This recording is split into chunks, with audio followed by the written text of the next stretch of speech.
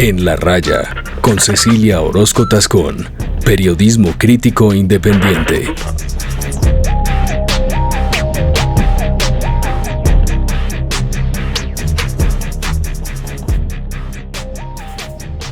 Hola, soy Cecilia Orozco, bienvenidos al podcast de la revista Raya. Hoy con el abogado penalista Mauricio Pava. Él tiene una particularidad. Ha sido el apoderado del presidente Petro hasta hace muy pocos meses, pero ahora será por lo menos un consultor del expresidente Uribe en su proceso penal. ¿Cómo se explica esta dualidad que parece por lo menos éticamente controvertible? Ser el abogado de un extremo político para convertirse en el abogado del otro extremo político, es decir, de Petro y de Uribe. Eso es lo que le vamos a preguntar. Doctor Mauricio, muchas gracias por aceptar estar en el podcast de la revista Raya. Cecilia, a usted por la invitación, a su equipo, muy contento de estar con usted. Bueno, usted está siendo muy popular en estos, popular es un término que no es propiamente el que debo decir, sino muy discutido su nombre por las circunstancias que está viviendo y por los contratos que le están ofreciendo y que usted seguramente está aceptando. Primero que todo, dígame usted ¿cuáles son las especializaciones de su carrera de Derecho que tiene? Yo llevo 30 años de ejercicio profesional, siempre he sido litigante. Me formé como abogado defensor en Derecho Penal y alrededor del litigio y como litigante es lo que he hecho toda la vida. Yo no he sido servidor público, no, he sido un abogado de práctica litigiosa siempre. Siempre representando a clientes en los juzgados, en la fiscalía. Sí, en los juzgados y ante diferentes autoridades, pero siempre litigando. Es decir, yo fui defensor público hace ya 20, casi 30 años. Y ese ha sido mi ejercicio. La defensa y el ejercicio del derecho de defensa es básicamente lo que he hecho con mis clientes. Su nombre, a pesar de que pues, en los campos del derecho penal lo conocen a usted hace varias décadas, su nombre se ha vuelto más conocido a partir de la representación que usted tuvo del presidente Petro. Usted fue abogado del presidente Petro hasta hace poco. Primero le quiero preguntar, ¿por qué fue abogado? ¿En qué caso? ¿Y cuándo dejó de representarlo? En agosto del año 23, yo estaba por fuera del país, dicté una conferencia sobre ejecuciones sumarias en la barra de abogados de Nueva York. Ese documento circuló dentro de las personas que yo defendía cercanas al gobierno o en el gobierno. Roy Barreras, yo había defendido a Armando Benedetti y otras personas más, como 5 o 6 personas que estaban en el gobierno en ese entonces, habían sido clientes o eran clientes de mi oficina. Y en este tipo de temas es muy común cuando se presentan necesidades de defensores y abogados, pues que el nombre mío haya surgido. A mí me llamaron, yo estaba viviendo por fuera. ¿Quién lo llamó? Y una defensa una defensa de un presidente no se busca, pero tampoco se rechaza. Porque para mí es muy honroso defender y haber defendido al presidente Gustavo Petro, a la institución presidencial, lo que eso significa. Esa fue la defensa durante 1 año y medio. Yo hablé con varias personas que pues no te voy a decir específicamente con quiénes, no hablé con varias personas sobre la defensa y demás. ¿Sobre si aceptaba? Sí, y sobre todo cuál era el enfoque como defensor, porque pues yo he dado defensas jurídicas. Realmente yo no hago defensa política. Y una defensa de un presidente implica, por Constitución, además, y por la Corte Constitucional, 2 tipos de defensa, es dual. Por eso lo juzga el Congreso de la República. Hay un contenido jurídico y un contenido político. Y mi compromiso con el presidente el 6 de agosto, que fue que me reuní con él muy ampliamente y le presenté el plan de defensa, él estuvo de acuerdo. Hicimos algo muy interesante porque aportamos Usted, perdone yo cuando lo interrumpo, pero es que me parece que la gente tiene curiosidad. ¿Usted lo conocía antes? Yo lo conocía personalmente, había coincidido en 1 o 2 o 3 eventos, pero nunca había Cercanía. compartido de la manera como compartí con él ese día y en adelante. Nosotros hablamos, no sé, alrededor de 5 horas ese día, viendo, digamos, cómo estaba todo el entorno, cuál era mi opinión sobre el plan de defensa. Y el plan de defensa era más o menos... Pero sí, ¿en qué caso? Porque no lo ha mencionado. Muy bien. En las denuncias que habían presentado por la financiación de la campaña y que estaban en la comisión de acusaciones. Específicamente ese era mi mandato y ese fue mi mandato. El plan de defensa era básicamente adelantar de una manera muy intensiva todo el componente jurídico y así lo hicimos. Decenas de documentos, cientos de documentos, de testimonios, de inspecciones. Hasta más o menos en octubre del año pasado ya estábamos concluyendo el ciclo jurídico. Conversamos sobre ese particular. Ya se aproximaba la discusión, el componente de discusión política de la defensa. Yo concluí y presenté en diciembre un alegato de 750 páginas que resume todo lo que hicimos durante ese año y medio y ya terminó mi ciclo jurídico y bueno, y en fin, hasta ahí, hasta el 14 de diciembre. Pero siempre fue ante la Comisión de Acusaciones de la Cámara de Representantes, no ante el Consejo Nacional Electoral. Sí, y es muy buena, Cecilia, la pregunta porque yo defendí y mi defensa estuvo frente al presidente Petro. Yo no he defendido la campaña ni participé en el Consejo, en la defensa del Consejo Nacional Electoral. Sí, de una manera muy intensa, defendí la tesis de que a un presidente en ejercicio el fuero es integral. Es decir, solo la Comisión de Acusaciones y de Investigaciones y Acusaciones puede juzgarlo, investigarlo y procesarlo en cualquier condición. En temas administrativos, en temas penales, en temas disciplinarios y demás. Que al final fue, creo que la decisión que tomó la Corte Constitucional. La Corte Constitucional avaló ese concepto. Y yo estoy completamente de acuerdo, como además una gran parte de la comunidad jurídica que en ese momento opinó. Porque es que la institución presidencial, Cecilia, es... Es que como el presidente Petro ha sido tan controvertido y la mitad, no digamos la mitad, porque eso no es tan preciso, pero una gran parte del país no lo pasa, lo detesta, lo odia casi, que uno podría decir, por las expresiones tan violentas que se ven en las redes, pues pareciera que en el caso del presidente Petro sí querían que el Consejo Nacional Electoral lo investigara sus movimientos. Lo que ustedes preservaron fue la institución presidencial para siempre, en el sentido de que tiene fuero y solo el Congreso lo puede investigar. Pero por supuesto, pero además es, Cecilia, las instituciones existen no para una persona determinada, sino para los funcionarios, los presidentes, las altas dignidades que van a venir en el futuro. Es que uno no puede modificar el entendimiento de una institución, incluso de una garantía, porque se trate de una persona o se trate de otra persona. Y lo que nos hace una democracia es que las instituciones se preserven, la presunción de inocencia, el derecho de defensa. Y lo que hacemos los abogados litigantes es eso, es con las garantías que sean respetadas en igualdad frente a la ley y, claro, por supuesto, las invocamos en favor de los clientes y de las personas que nosotros representamos. Ese es el campo de juego de los abogados litigantes. Los abogados litigantes no tenemos orillas políticas. Nosotros, nuestro territorio de juego es un territorio circular.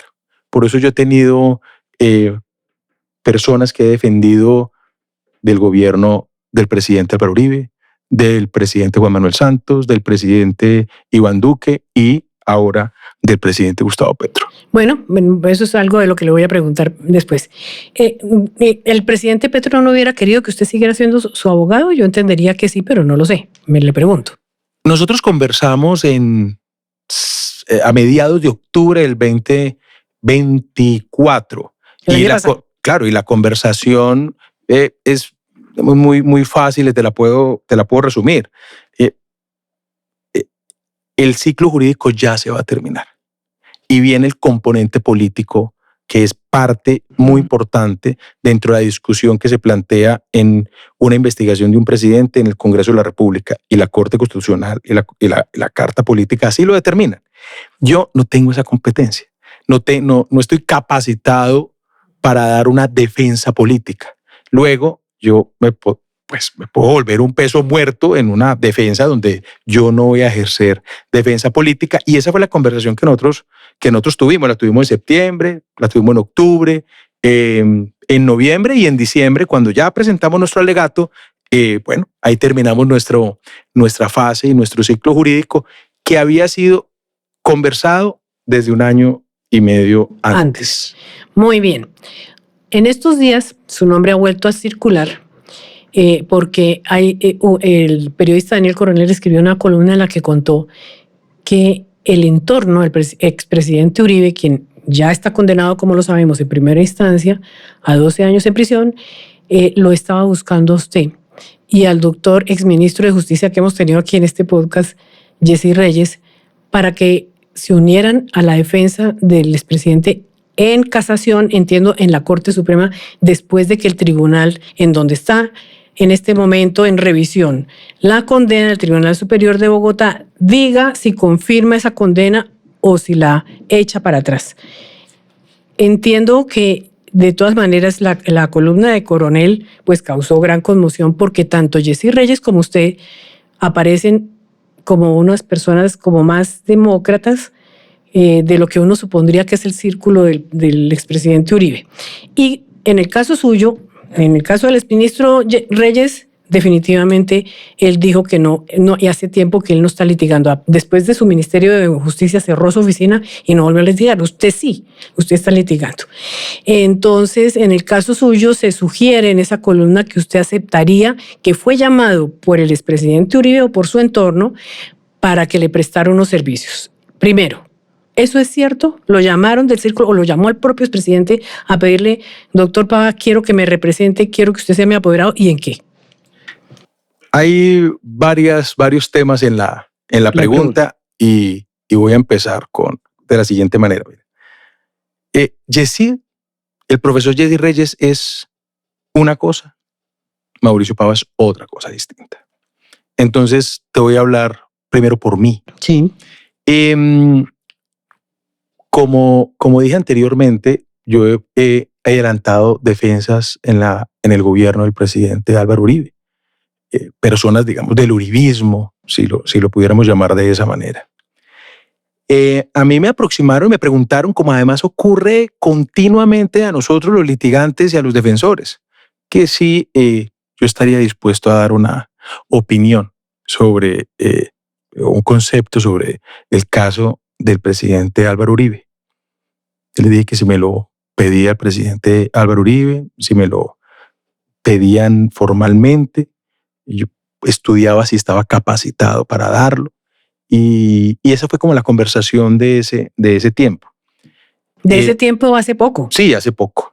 Y efectivamente el presidente Álvaro Uribe, él me pidió que le conceptuara a la defensa, porque además eso lo permite la ley. O sea, el procedimiento del Código General del Proceso permite que las personas pidan conceptos técnicos a abogados y que los abogados los rindan. Eso está allí. Entonces, el presidente Álvaro Uribe me lo pidió. Yo empecé a examinar si era un campo donde yo pudiera opinar y me sintiera capacitado para hacerlo. Son 13 o 14 puntos. Yo creo que estoy capacitado para hacerlo y empecé a estudiar el proceso para rendir el concepto y rendírselo al presidente Álvaro Uribe y a la defensa. Y la defensa y su equipo, que ha hecho un trabajo pues muy fuerte y le ha tocado, digamos, batallar, como ocurren los abogados del otro lado. Llevan, digamos, 12 años los mismos abogados. Los mismos abogados y los abogados del otro lado que también han hecho lo propio y ocurre en este proceso y ocurre en todos. Y bueno, y hasta ahí, digamos, es ese aspecto. Yo creo que los abogados litigantes en general, todos, cuando acudimos a la justicia y a las cortes, todos somos y ayudamos a construir la democracia. Cada vez, Cecilia, que un caso, no importa la estatura de sus protagonistas, llega a las cortes y a los tribunales, nosotros, los abogados jueces, fiscales, abogados de víctimas, abogados defensores, estamos ayudando a construir la democracia. Porque quiere decir que esos conflictos sociales, los gestiona el Poder Judicial.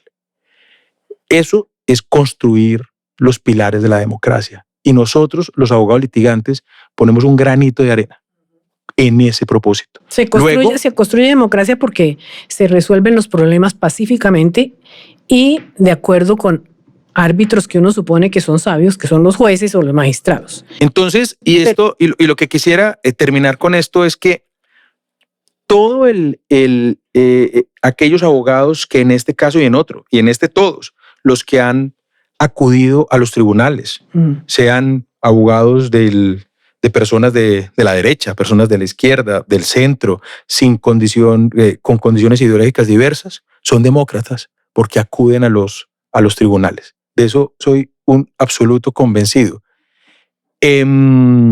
Bueno, pero el concepto es sobre qué. O sea, específicamente para qué lo llamó el expresidente Uribe. Entonces son 13 puntos. ¿De la sentencia de condena o de qué? De lo que se está debatiendo en derecho en el proceso. ¿Qué se está debatiendo en el derecho en el proceso? Se está debatiendo legalidades de la prueba. Se debate temas muy específicos sobre los privilegios profesionales entre abogado y cliente. Se debate sobre qué es un hallazgo casual, qué es buena fe en un hallazgo casual.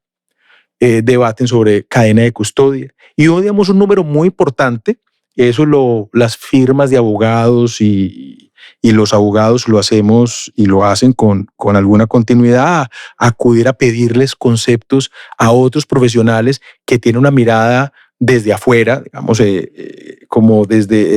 yo lo defino de esta manera: los abogados que están litigando un caso están en las trincheras del proceso. Y cuando uno como abogado acude a un consultor, es porque ese consultor puede mirar el tema de una manera mucho más amplia, puede tener unas miradas distintas, y bueno, ese es el ejercicio y la ley lo permite. Entonces usted lo que va a hacer es como una consultoría. Yo voy a rendir en este momento. El presidente Álvaro Uribe me pidió un concepto técnico en derecho, sobre lo que te conté, y sobre eso voy a rendir el concepto, y ya sobre otros hipotéticos pues no me pronunciaré. Bueno, pero entonces está súper aceptado. Lo voy a rendir, sí, efectivamente. Bien, cuando usted me dice que entonces que va a debatir sobre, digamos, la legalidad de una prueba, la validez de otra, el concepto de la privacidad de las conversaciones abogado-cliente, etcétera, etcétera, es como si la sentencia todavía estuviera abierta.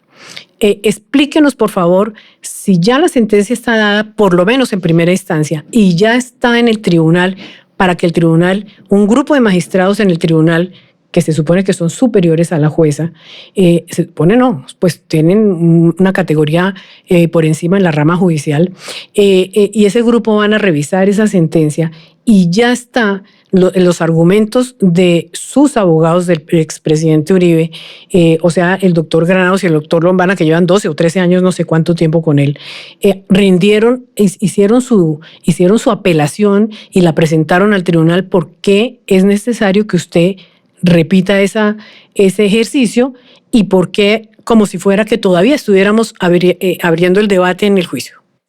No, pero por supuesto que es que el debate todavía está abierto.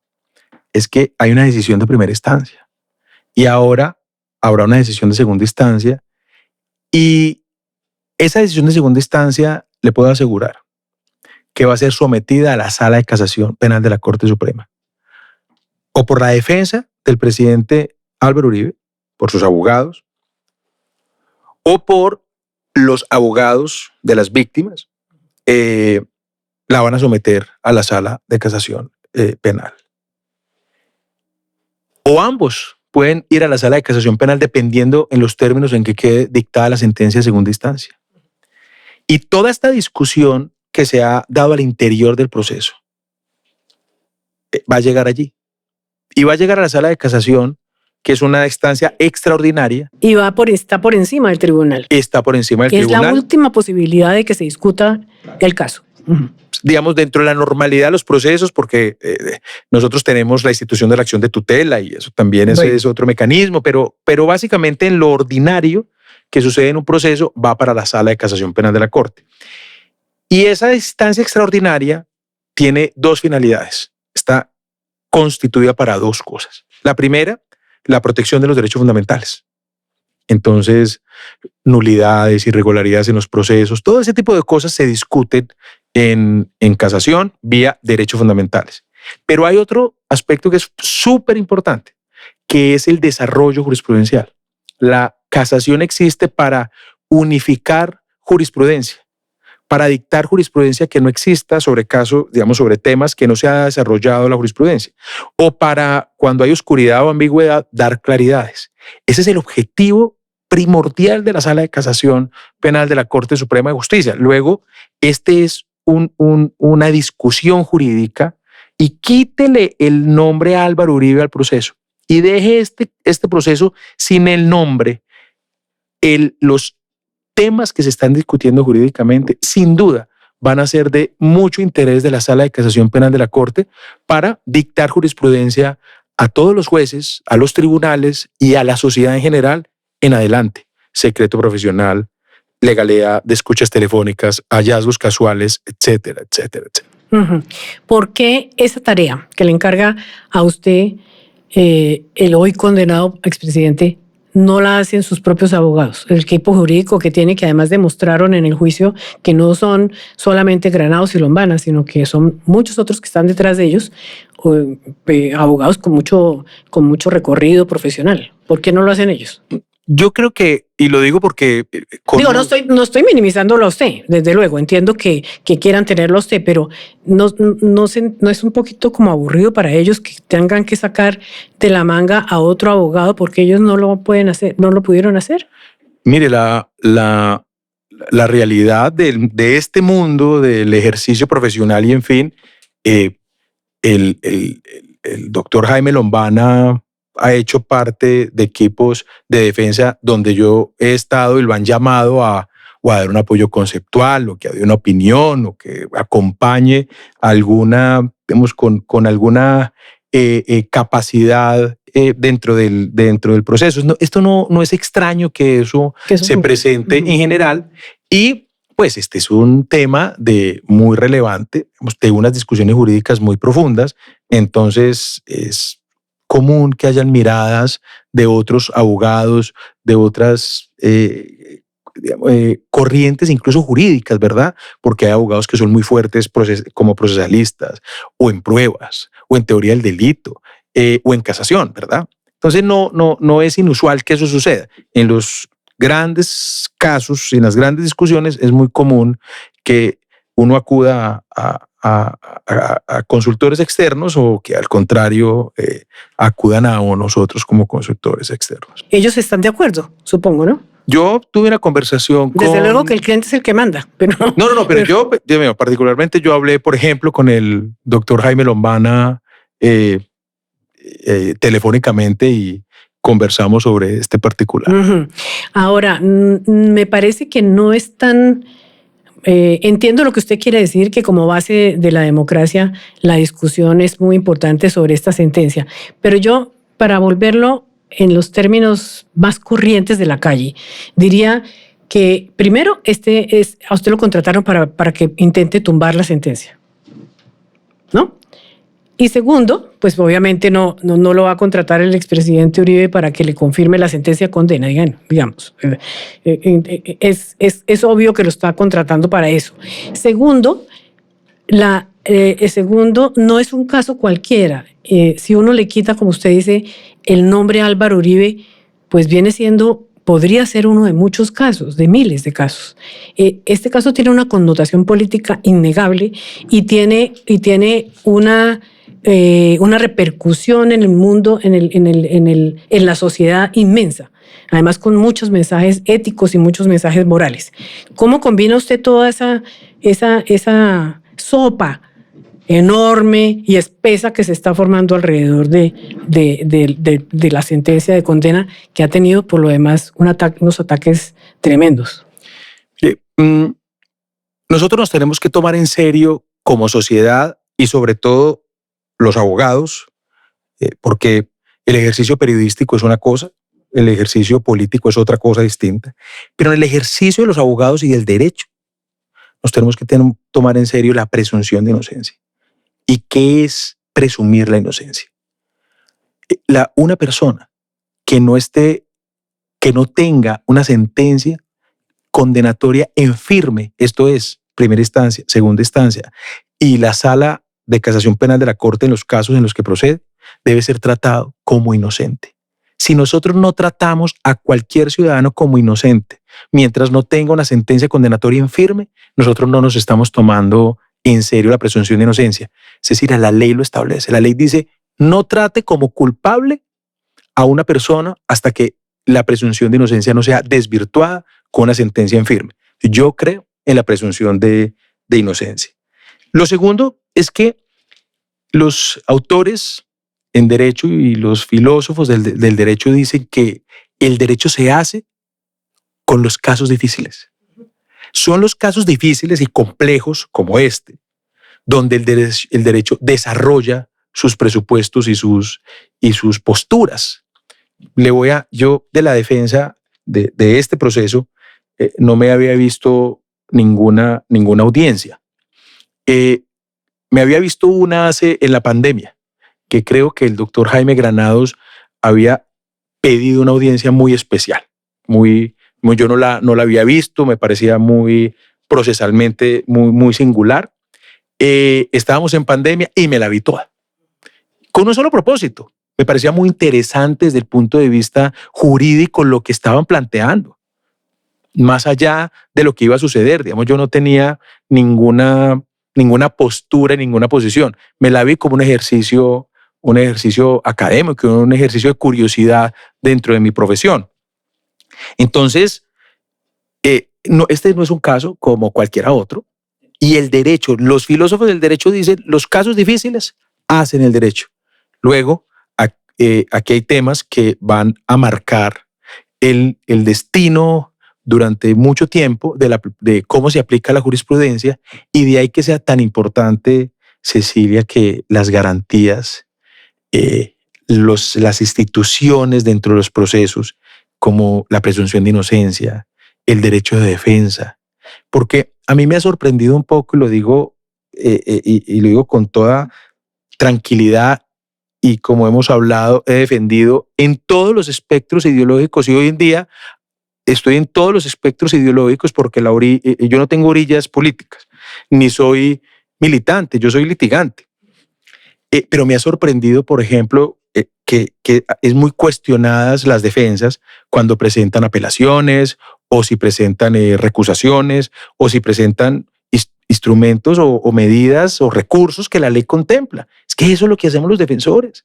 Los defensores lo que hacemos es, y todo ciudadano, no importa cualquier persona, no importa su condición social, su riqueza, su ideología, y en fin, tiene derecho a un defensor que procesalmente, legítimamente, éticamente, adelante su defensa con toda la intensidad y con toda la potencia. Uh-huh. Entonces, pues esa es mi visión sobre este tema. Pero yo podría ser un poquito brusca, adelante. Sin faltarle nunca al respeto ni a usted ni a nadie. No me gusta entrar en ese mundo de los insultos, odio. Me parece que eso no nos lleva a nada. Y los penalistas nos toca estar en el ring, sí, en unos rines muy Pero bruscos. Bueno, aquí no.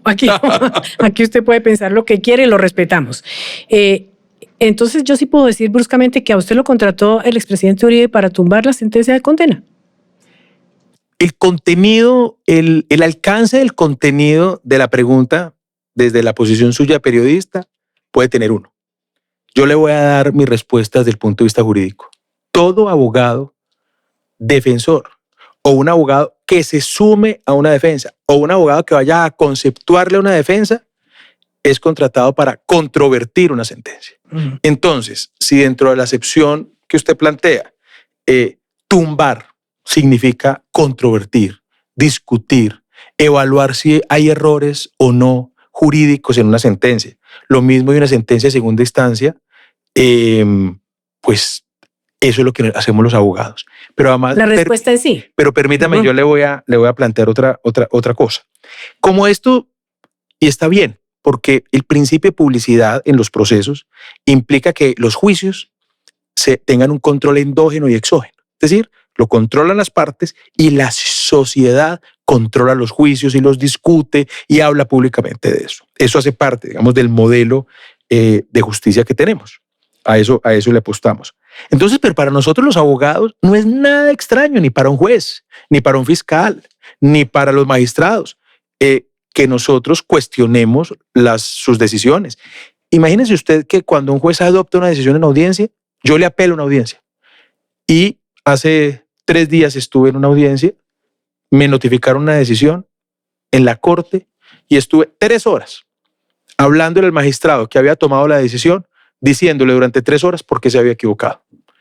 Ese es nuestro rol. Nosotros no nos dolemos, ni se duelen los jueces y los fiscales y demás los abogados que controvertamos o las sentencias o nuestras posiciones o los alegatos que nosotros presentamos. De modo que a mí no entiendo que le den una connotación de discusión pública diferente, pero en mi campo, en mi mundo, en esa cancha que no es ideológica, allí eso no tiene ninguna discusión ni ofrece ninguna censura. Bueno, se entiende perfectamente lo que usted está diciendo en términos técnicos de su profesión, pero es muy difícil separar ese campo suyo del campo social en el que nos movemos.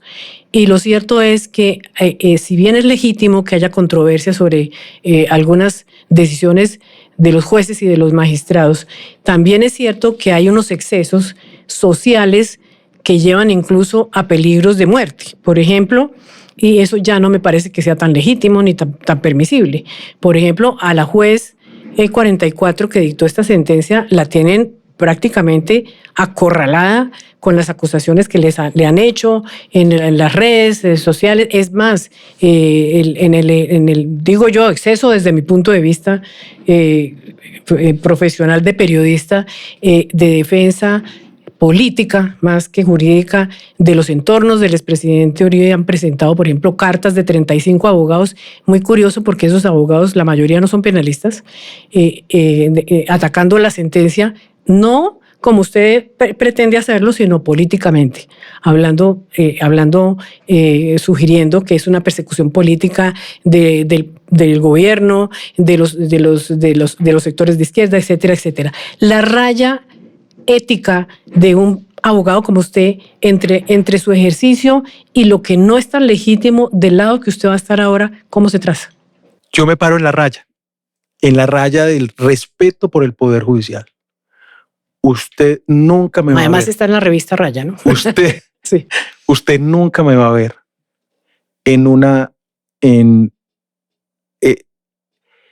atacando a la persona de un juez. Un juez puede estar equivocado o no. Puedo controvertirle su determinación o no, pero yo no voy a atacar la persona de un juez, ni la persona del magistrado. Y puedo ser duro con mis argumentos, pero no la persona. Mire, yo vengo y me eduqué y me formé en una justicia que es tan distinta. Yo me formé en Manizales. Es un espacio de una justicia muy saludable, y yo espero que hoy en día igual, en esa época era muy saludable. Y allí nosotros salíamos de audiencia, de los grandes juicios que pueden estar en un municipio pequeño en Colombia. Salíamos el juez, la parte civil, el fiscal, el procurador y la defensa.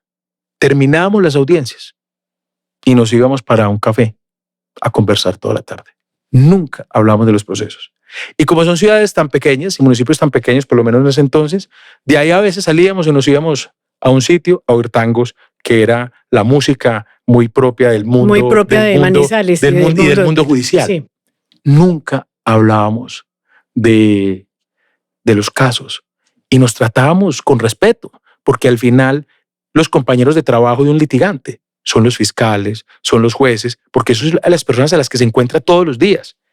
Entonces, usted no me va a ver a mí atacando la persona de un juez, atacando la persona de un magistrado, porque yo creo profundamente en el Poder Judicial como la rama que ayuda a sostener una democracia. Lo otro, la discusión política, Cecilia, esa es otra cosa distinta. Va por un lado por el que yo no camino, en el que yo no, fundamentalmente no tengo una opinión distinta a la que pueda expresar como ciudadano.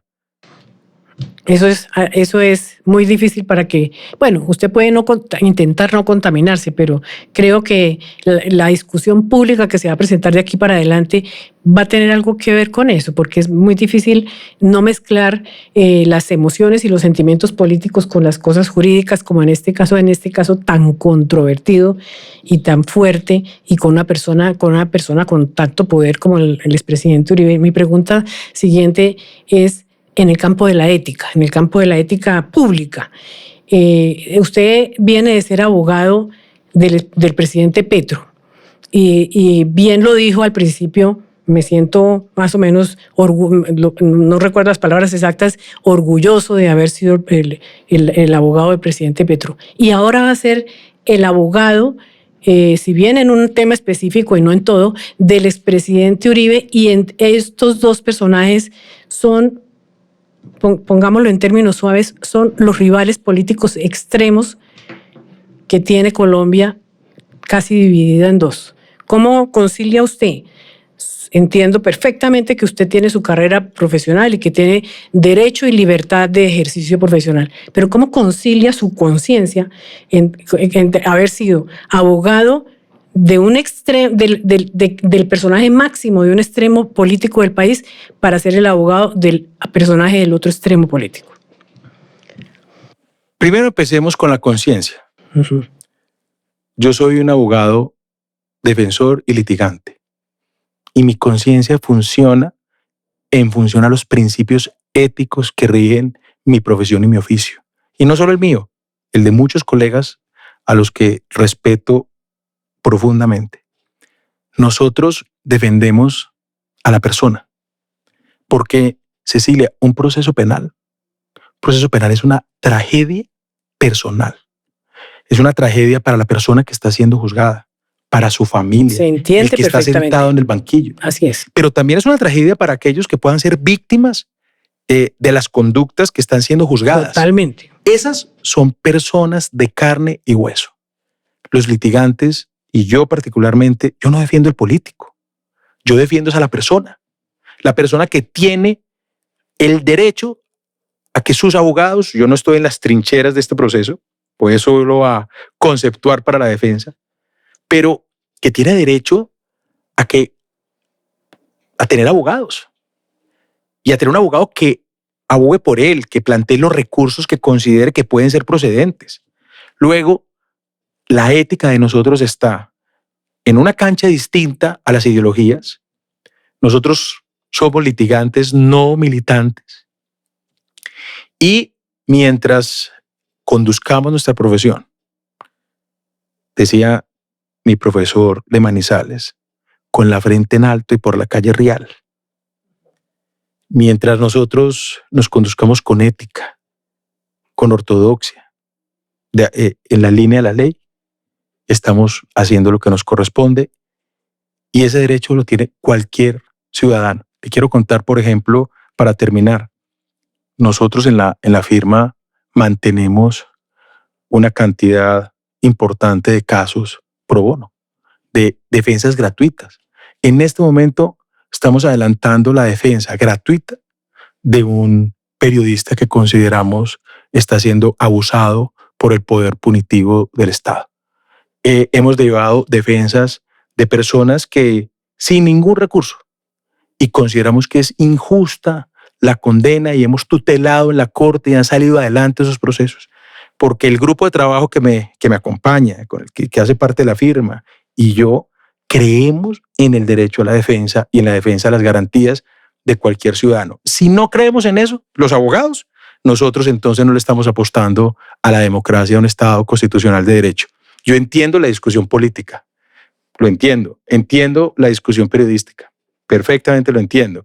Y a mí particularmente me pasó, y me va a pasar, cuando asumí la defensa del presidente Petro, pues me trituró la derecha.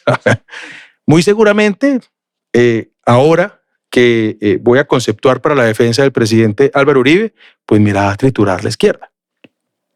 Yo no leo mucho redes sociales, o porque soy de otra generación distinta, o porque, digamos, no estoy en eso. Lo único que yo aspiro es que las personas que, digamos, con una conciencia y una racionalidad más sosegada sepan que nosotros los abogados litigantes y que nos conocemos, pues hacemos el ejercicio y lo hacemos éticamente y es el derecho de cualquier persona. Ahora, más allá de eso, los penalistas no participamos en concursos de popularidad. Uh-huh.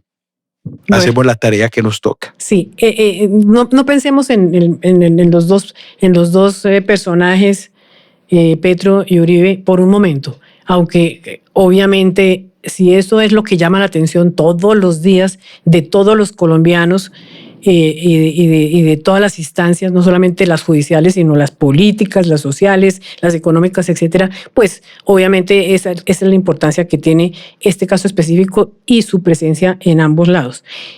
Hablemos del abogado que recibe muchas peticiones de clientes que son muy cuestionables. Por ejemplo, ¿qué le digo yo? Paramilitares que han asesinado a miles de personas, exguerrilleros que confesaron secuestros prolongados y violaciones incluso sexuales, etcétera. ¿Cómo hace usted de nuevo con su conciencia o su moral íntima para aceptar un caso de esos? O simplemente usted dice, esta persona tiene el derecho de tener alguna defensa y le jala, o usted selecciona a sus clientes por algún parámetro ético aparte del profesional? Lo primero que quiero dejar muy claro, Cecilia, por mis colegas que ejercen en defensas de esa naturaleza, que han defendido paramilitarismo, que han defendido... Criminales, digamos. No, nunca va a oír usted un penalista hablando de expresarse de una manera así frente a una persona. Que defienden, por ejemplo, casos sexuales, digamos, de mucha crueldad. Entonces, lo primero es que respeto profundamente a todos esos abogados, porque están ejerciendo un derecho de cualquier ciudadano, todo ciudadano, a tener un abogado. Ese es un derecho básico. Uh-huh. Lo otro, las leyes Mandela y Naciones Unidas, porque como esa es una discusión siempre social y una discusión familiar, incluso, determinan que no es correcto identificar las causas con los defensores. Y en mi caso en particular, sí, pues yo sí reviso los procesos antes de asumir una representación y me debe entusiasmar estar en la defensa. Pues me debe gustar lo que puedo hacer en la defensa en términos de abogados, de la discusión jurídica y demás. Entre otras cosas porque la firma en la que yo lidero con un grupo de personas muy competentes y juiciosas todos, pues nosotros nos hemos hecho es en el derecho penal corporativo y empresarial, y todavía lo hacemos. Y eso es lo que, digamos, hacemos todos los días. Pero pues a mí estas discusiones jurídicas me parecen de unos retos enormes. Bueno, pero en definitiva quiere decir que usted, por ejemplo, no es el abogado de unas causas de causas como de alta delincuencia, digamos, sino que usted selecciona un poco con su criterio y tal vez usted con su conocimiento dice, esta persona merece mi defensa, o no se hace esos prejuicios, digamos. Yo no hablo de si una persona merece o no la defensa de alguien, porque me parece que es una expresión muy pretenciosa, digamos, y incluso me parece que sería un poco hipócrita en el pensamiento de un penalista. No, lo que pasa es que los penalistas también, y los punitivistas hoy en día, como nos catalogamos, pues nos vamos especializando y vamos siendo más capacitados en determinadas defensas. Yo me siento muy cómodo en defensas en derecho penal corporativo, porque es lo que vengo haciendo hace 25 años. Me siento muy cómodo en defensas de alto impacto en materia política o en materias de discusión de este tipo de discusiones, porque ya vengo con un recorrido muy amplio sobre estos temas. Hay abogados que defienden temas de narcotráfico, por ejemplo, y se vuelven muy, muy competentes y muy especializados en ese tipo de defensas, ¿verdad? Entonces yo, la verdad, en mi caso es más porque la vida y el camino de la vida profesional me han ido llevando, me he sentido muy cómodo por los caminos que he recorrido.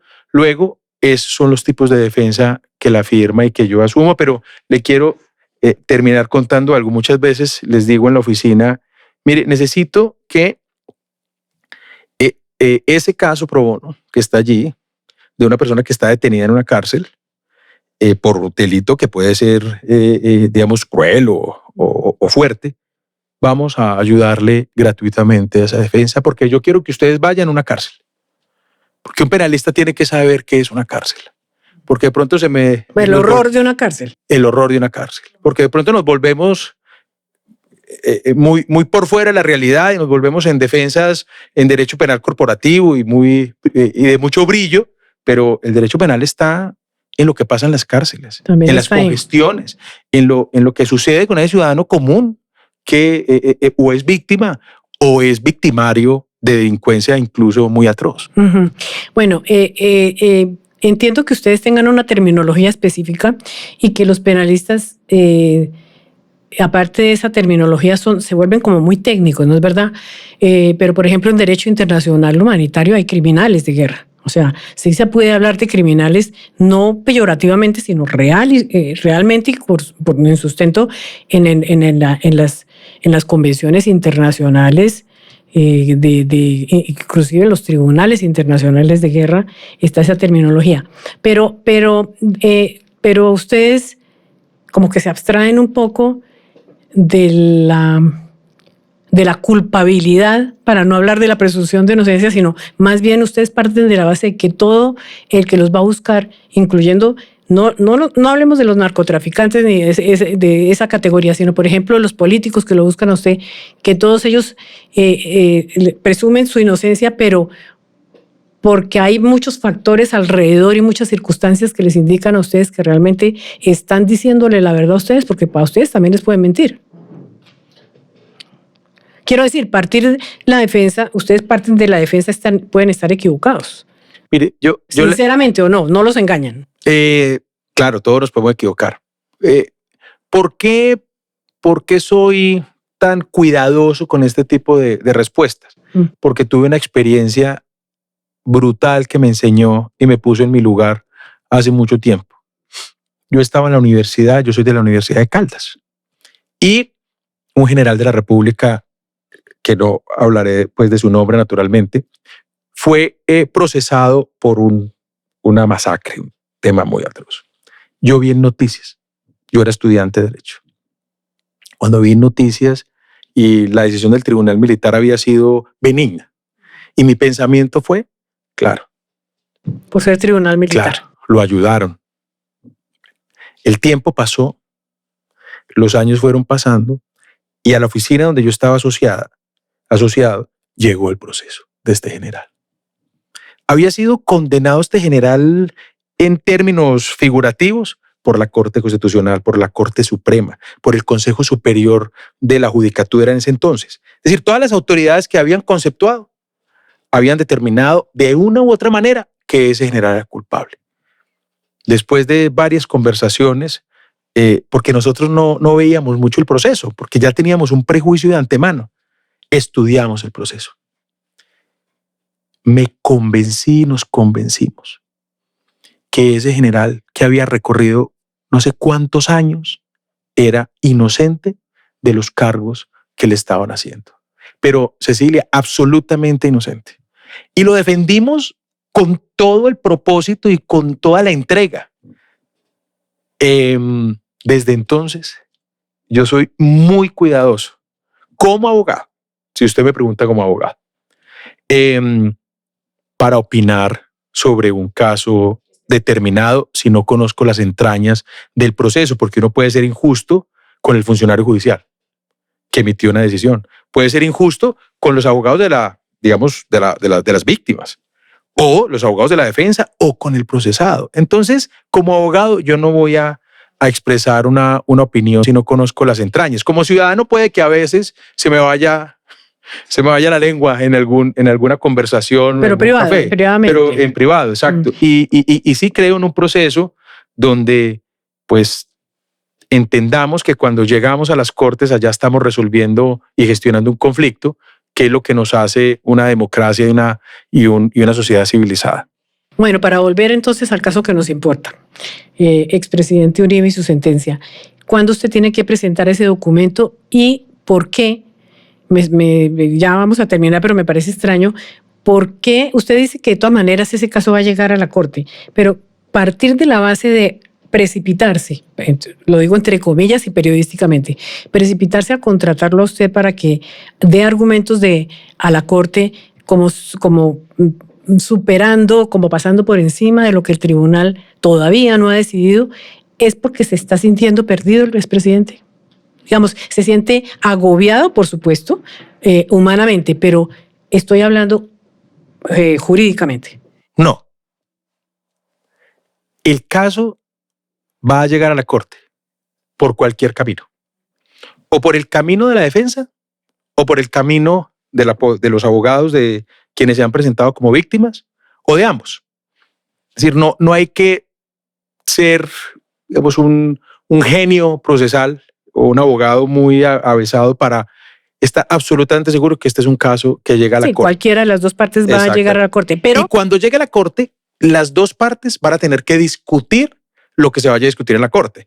Porque, por ejemplo, el presidente Uribe es absuelto en el tribunal.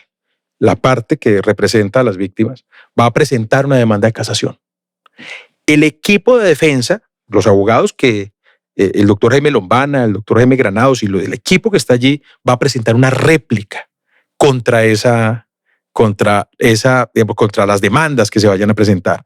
Y a nivel de la corte, de la sala de casación penal, es muy técnica la elaboración de los cargos y las discusiones. Mientras los abogados en primera instancia, segunda instancia, podemos discutir ampliamente con todo el lenguaje, con todos los términos y en fin, cuando un tema llega a la sala de casación penal, uno tiene que construir lo que ellos llaman la proposición jurídica completa y uno tiene que hablar de falsos juicios de derecho, falsos juicios de identidad, falso raciocinio, falso juicio de legalidad, error de hecho, error de derecho. Es una técnica que podría parecer arcaica para el común de las personas, pero que está constituida precisamente porque como es una instancia extraordinaria, la Corte le pide a las personas, a los casacionistas que van a llegar, mire, identifíqueme muy clara y muy técnicamente los errores, porque hubo una discusión frente a un juez de primera instancia y una discusión frente a un juez de segunda instancia.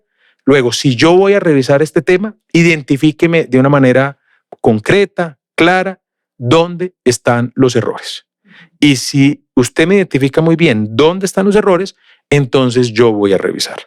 Y ese ejercicio lo va a tener que hacer. ¿La rechaza? La puede rechazar, claro. Y al rechazarla queda en firme la decisión del tribunal, cualquiera que sea. Sí, hay un recurso de súplica y hay inadmisiones de demandas de casación que han sido objeto de tutela y que la Corte Constitucional ha ordenado admitirlas y proceder. Yo tengo muy presente un caso donde nosotros en algún momento, hace ya 15 años yo creo, participamos, una inadmisión que hubo, pero se han presentado otras.